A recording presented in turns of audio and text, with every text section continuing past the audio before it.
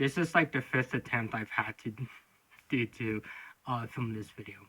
Yeah, butchering intros is probably today's theme. Well, welcome back, everyone. Yep, that's right. I'm finally covering the Dragonborn Questline.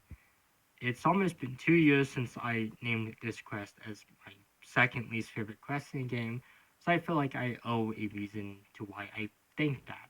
The question is, do I still feel as if it's one of the worst quests? Not, not really, but it certainly has a lot of missed potential. Of course, before I want to get into the video, if anyone has any suggestions on a quest or quest line that they want me to cover next, feel free to leave in the comments. It doesn't have to be a side quest. It can always be a miscellaneous quest, and I also am planning on covering some side quests in Fallout 3 and New Vegas, and potentially some Mass Effect stuff. So, let's get into the video. Well, so how do we start this DLC? Well, after Greybeards acknowledges us as Dragonborn, Mirak kinda, he's angry about that. He wants to be the only Dragonborn and decides to send some cultists to make an attempt on her life. This, of course, doesn't go well with us, so we decide to head down to Solstheim to kind of talk things out and maybe come to a conclusion on why Mirak feels this way. As if our Dragonborn is probably the most nicest person in the world. I mean, all the countless spiders that have been vanquished by us, yeah, they're really not nice. Oh, of course, so what's happening with Solstheim? Well, Solstheim's going through changes. Yeah, Mirak is pretty much plotting on making a return to Solstheim by trying to take control of the Allmaker Stones, and I guess he's like probably gaining power from them. That's kind of what it seems. So we of course head to the Temple of Mirak, being built around the tree stone, and meet a lady named Freya. Together we explore the Temple of Mirak and find out that, yeah, there's something else at play. There's these mysterious items called black books that transport us to Apocrypha and hold quite a ton of, well, things. Yeah, of course, in Apocrypha, that's kind of where we meet Mirak, and he's not happy that we're in there, so he kicks us out. I don't know why he doesn't kill the Dragonborn. I guess poor planning is just a common theme with villains in the series.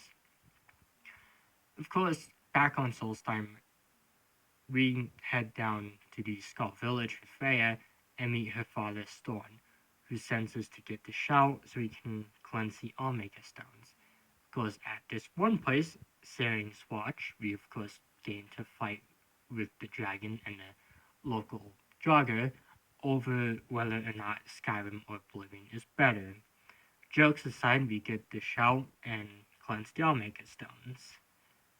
And after that, we get to meet a dark elf named Neloth, we can actually meet early in the quest line. As he's looking for a black book, we're looking for a black book, perhaps we can work together. Working together, well, pretty much allows us to get this item, and we get transport to Apocrypha again.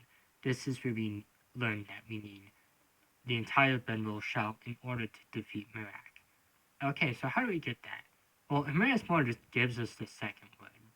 But in order to get the third one, we must convince the skull to give up their secrets. And I guess those secrets are just probably how to survive in the snow without being cold.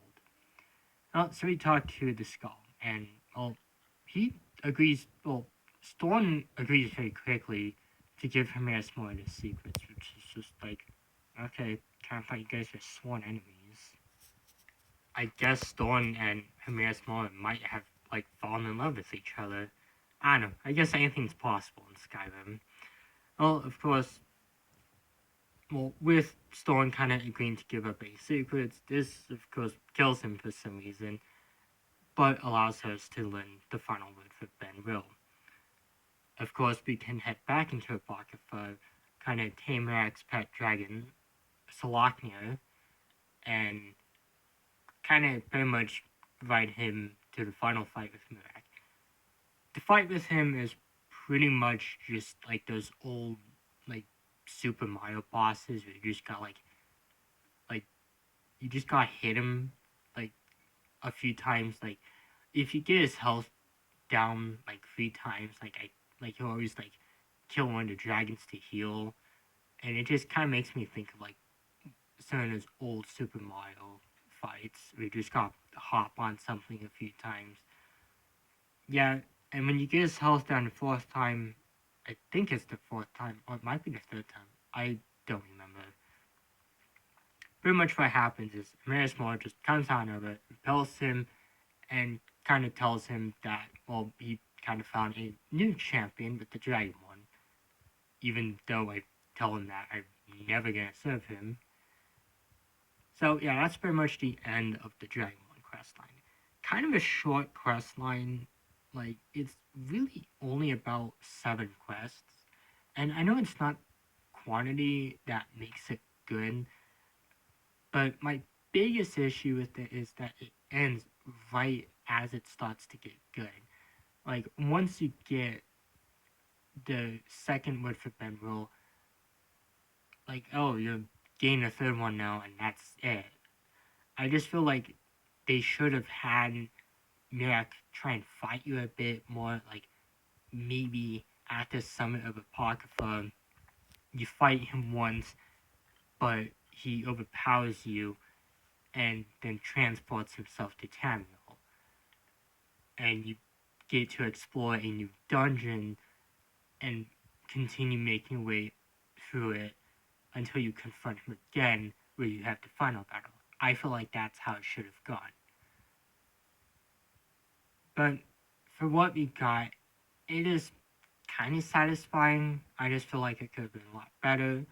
Although the bosses that we get fight in this quest line, being, well, Mirak himself and some of the dragons, and probably to a point the Seekers and Lurkers, I have to say that they are some interesting bosses.